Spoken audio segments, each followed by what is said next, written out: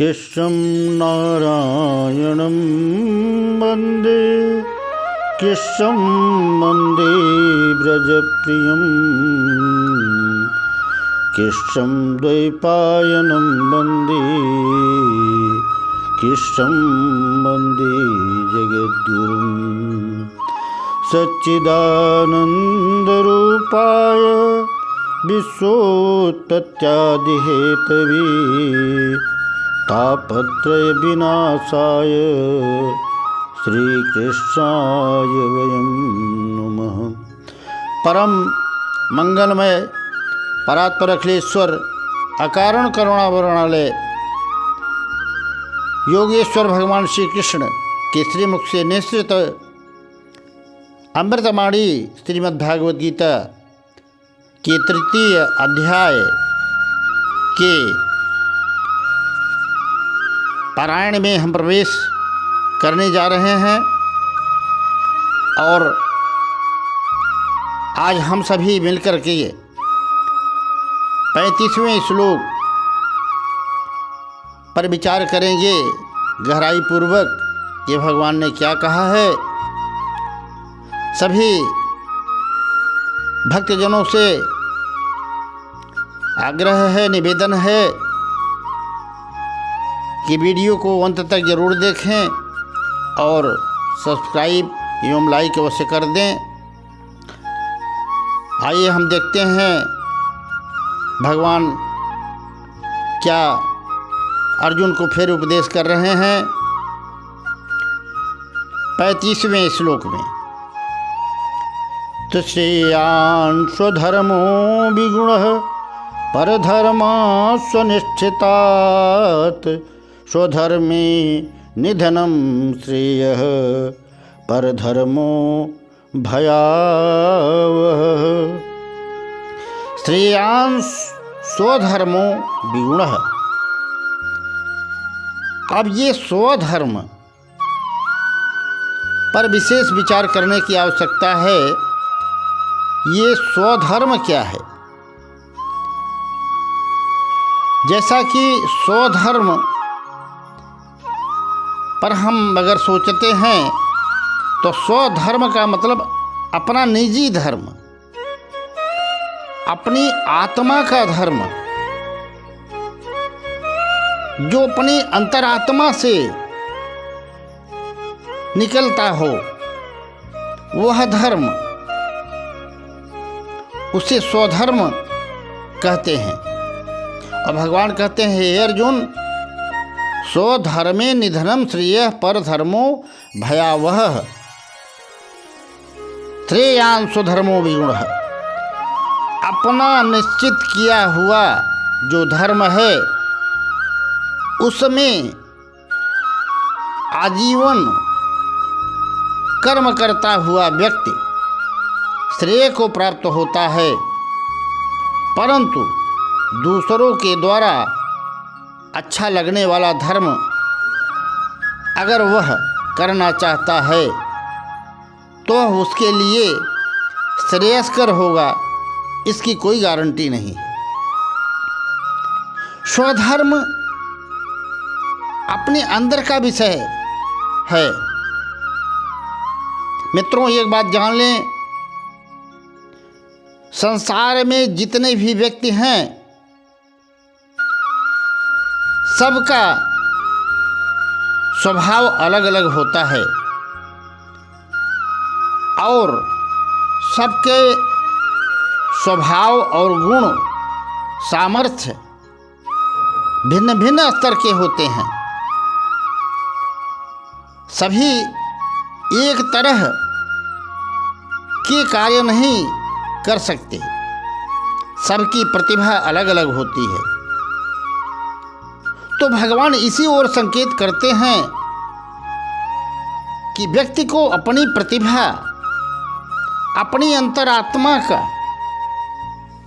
जो धर्म है उसे पहचान लेना चाहिए और उसे पहचान करके ही जब व्यक्ति कर्म में प्रवृत्त होता है तो वह कल्याण को प्राप्त कर लेता है। जैसे आप देखते होंगे समाज में कुछ व्यक्ति ऐसे होते हैं जो धार्मिक प्रवृत्ति के होते हैं, शांति प्रवृत्ति के होते हैं और गंभीर प्रकृति के व्यक्ति होते हैं। अब आप उनसे आशा कीजिए कि वो सेना में भर्ती होकर के लड़ाई कर लेंगे, वहाँ कामयाब हो जाएंगे और अन्य दुष्ट लोगों से लड़ाई कर लेंगे, तो ये नहीं कर पाएंगे, इसलिए कि उनका आत्मा का स्वभाव ही वैसा नहीं है। जबरदस्ती लगा देने से वो कर नहीं पाएंगे। उसी तरह से कुछ उग्र स्वभाव के व्यक्ति होते हैं जिन्हें आप कितना भी ज्ञानोपदेश करिए या अथवा जबरदस्ती धार्मिक कृत्यों में लगा दीजिए और उनसे अपेक्षा की करें कि वह आपके अनुरूप कार्य करेंगे और जीवन में सफल होंगे, तो ये मुश्किल की बात होगी। स्वधर्म का मतलब होता है अपनी आत्मा से जो हमारी प्रकृति के अनुसार, हमारा स्वभाव के अनुसार जो कार्य हम चयन करते हैं और उसमें लग जाते हैं, वह हमारा स्वधर्म होता है। भगवान हर व्यक्ति को एक विशेष प्रकार की प्रतिभा जन्मजात देते हैं, जिसे लेकर के मनुष्य संसार में आता है और उस विशेष गुण को जब वह पहचान लेता है, और मान लीजिए अगर पहचानने में सक्षम नहीं है, तो किसी योग्य व्यक्ति द्वारा उसे जब ये बता दिया जाता है, जना दिया जाता है कि तुम्हारा वास्तविक स्वधर्म ये है, और वह व्यक्ति जब उस स्वधर्म को अपना करके संसार के कल्याण के निमित्त अपने कर्म में लग जाता है, तो वह स्वधर्म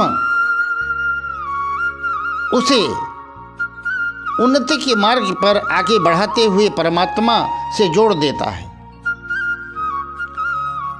जैसे कोई व्यक्ति के अंदर संगीत की प्रतिभा है जन्मजात, अगर वह विशेष पढ़ा लिखा नहीं है, तो उसे संगीत को ही अपना स्वधर्म मान करके संसार की सेवा करनी चाहिए। किसी व्यक्ति के अंदर अगर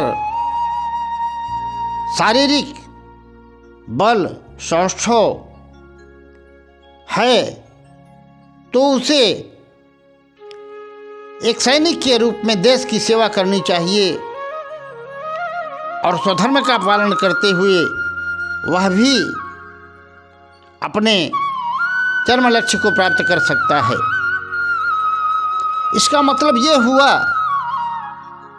कि सभी व्यक्तियों का जो नियत कर्म है,